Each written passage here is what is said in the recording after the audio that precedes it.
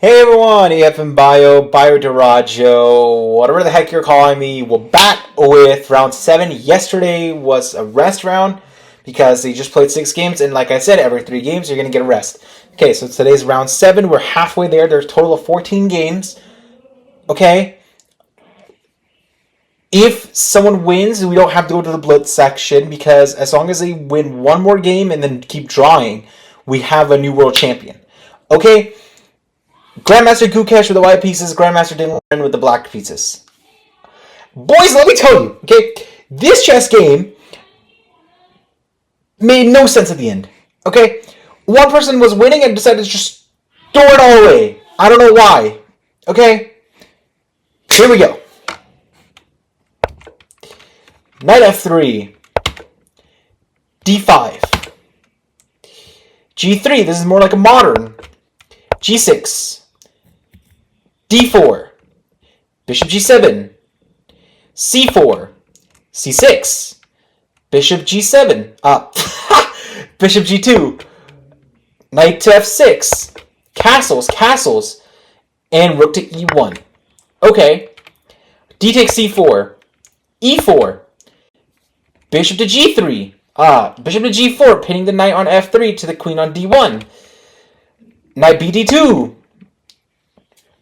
c5, d5, e6, danger levels with h3 attacking the bishop. Bishop takes f3, bishop takes f3, e takes d5, e takes d5. By the way, this is a shit pawn structure, okay? You don't want doubled pawns, but okay, here we go, boys.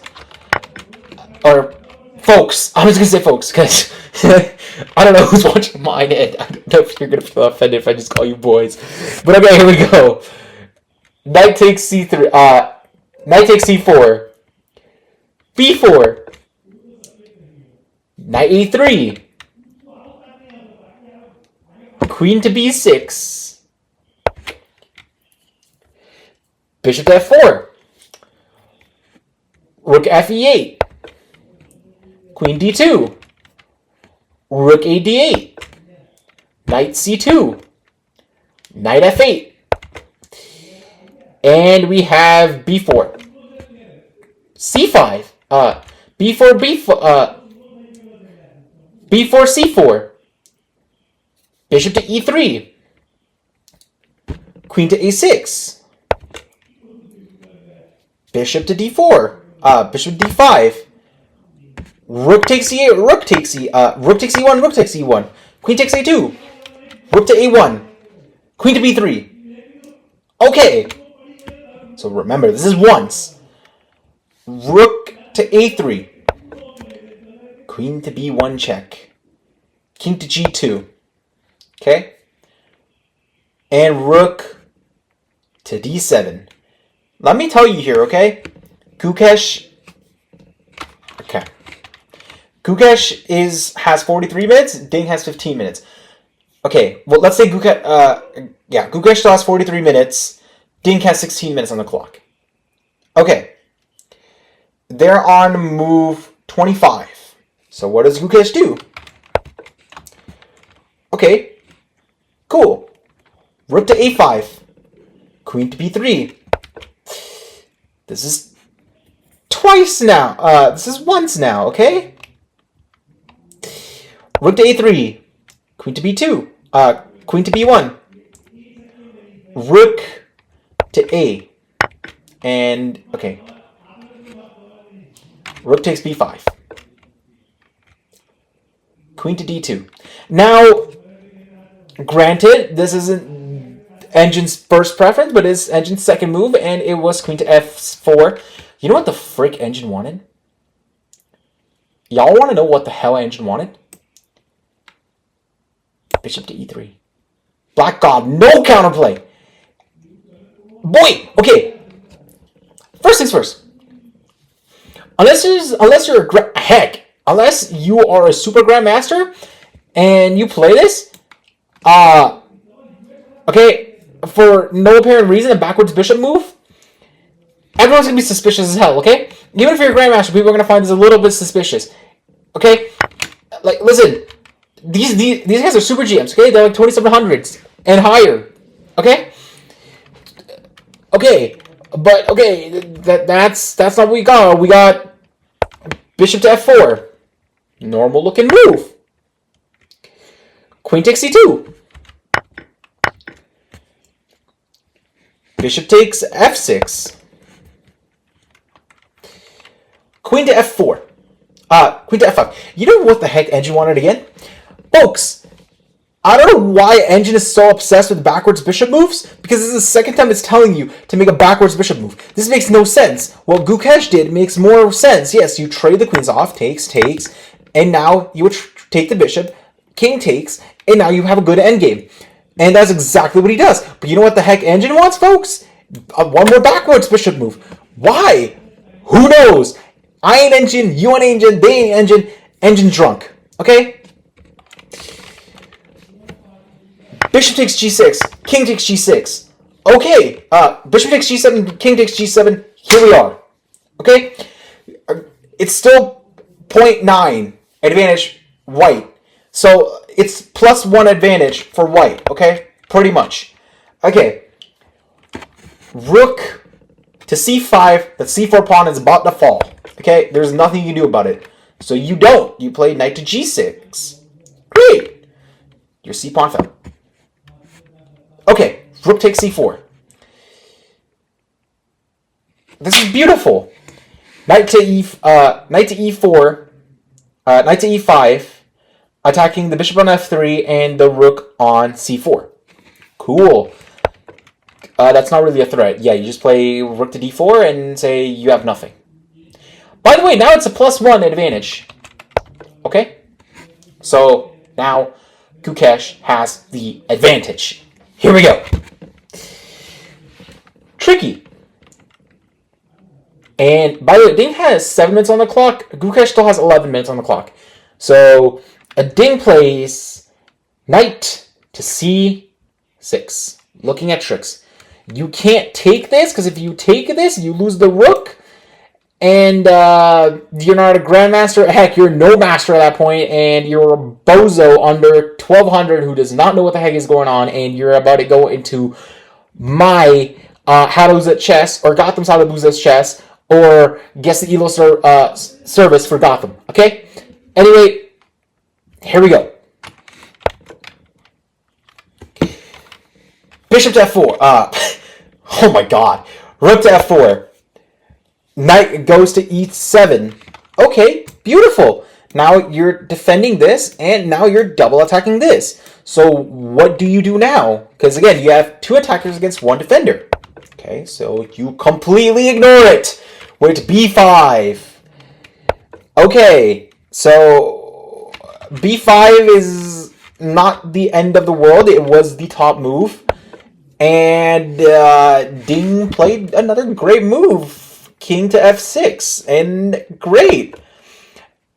Rook to d4. And h6. Here we go. We have king to f1. So far, so good. These guys are playing perfectly. Okay? Here's what Ding does. And it's not even his fault. He had literally 3 minutes on the clock. Okay? And each time you move, you get additional 30 seconds. Okay. So here we go. Ding has 30 minutes on the clock. And now with king to e5, you threw the advantage. And yes, the following is absolutely played. Rook to h4, attacking the h6 pawn. Yes, your d pawn falls, but so does the h pawn. Okay, so now we have knight to c3. Beautiful. Rook to c6, attacking the knight on c3. And yes, you can take the b pawn, but you take the b pawn and you're in trouble. So what goes on here now? Now Ding plays knight to e4, and now it's plus 0.2. Gukesh is winning. You know what we tell every beginner, and everyone, assuming this wasn't a world championship, would play and they had no nerves? h4, h5. h6, h7, h8 queen. This is a very simple plan. You just run the pawn. And I promise you, you will just run the pawn here. And you're winning. That's why it's plus 0.2. It's plus 0.2 because you have to give up 2 points of worth of material to even think of saving this position. So, you know, you can do anything. You can do bishop takes e4, or h5, or h4, or plenty of other moves. Like, this is also actually somewhat okay. King to g7. King to g2 is also a decent move. You know what isn't? Gukesh's next move. And I don't know what possessed him. I don't know what was going on in his brain. I really want to know what was going on here.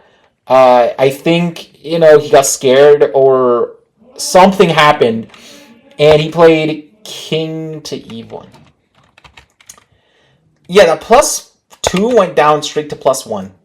You're not losing, but you don't play this. You brought your king into the open. There was no need. But okay, we got f6. Still, the plan is simple. Okay, now great. So maybe nerves got to him. Fine, you know, it's a world championship. Fine, the nerves got to you. Cool, but at least you're back on track. You're playing h6, h4. Yeah, this does not matter. Very simply, when rook to d3 gets played, you have very simple moves. Bishop takes, e4, that's always on the table. Let's see. Bishop to e2 is on the table. Moves such as king to e2 is on the table. Bishop to, you know, yes, bishop d1 is on the table, but it's not a move you would play. Okay, you would just take, and it, no matter what takes, you just shove this pawn and you cause havoc. Okay, so you know what Gukesh does? Bishop d1. You threw the advantage completely. It is drawn. But okay, fine. Fine, whatever. We got, you know, I feel like nerves got to Gukesh, and oh man. But okay. We have f5. F4, g takes f4 check, king takes f4. Okay, whoops. Folks, we'll get back to where we were. That was a bit too far. Okay.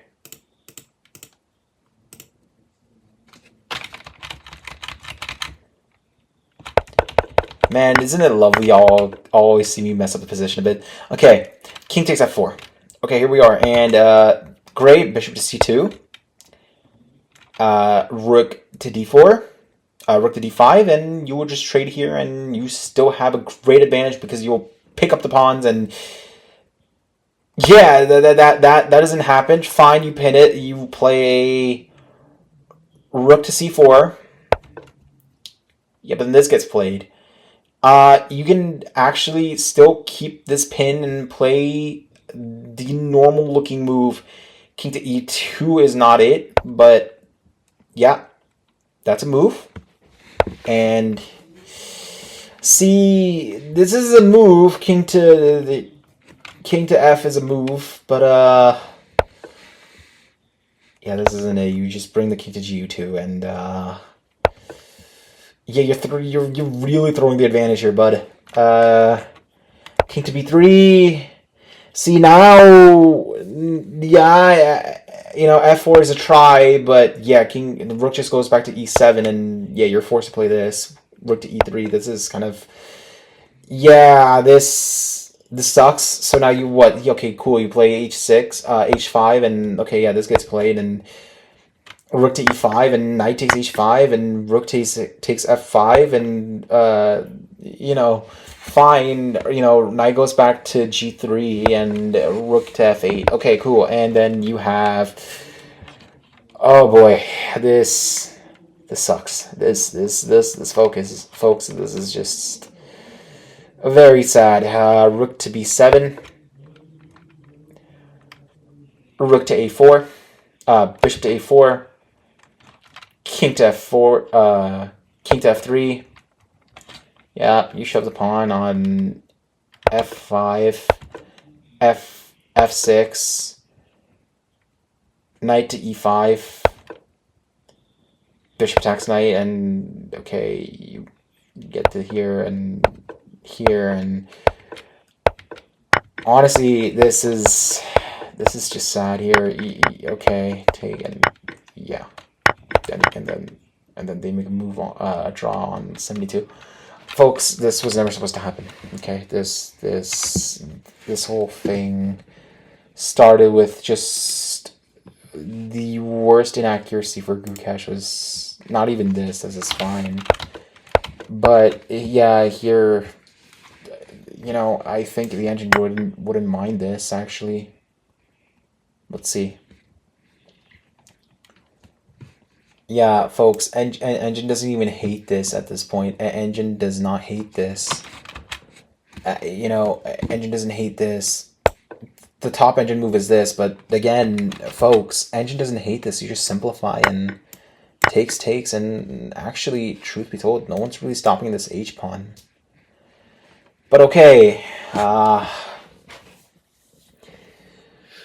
okay, folks. Anyway, we are in a drawn game here, and thank you, folks, for watching. At this point, I don't know who's winning the World Championships. Now the point score is 3.5 to 3.5. Guys, this sucks. Like, this truly sucks, man. I was hoping for a winner at this point for today, but okay. Well, folks, tune in tomorrow for Game 8. I hope you guys enjoy this video. Don't forget to like, comment, subscribe. Tell me who you want to win. Honestly, I would love to see what you guys pick for who you want to win the World Championships. Okay, folks, get out of here.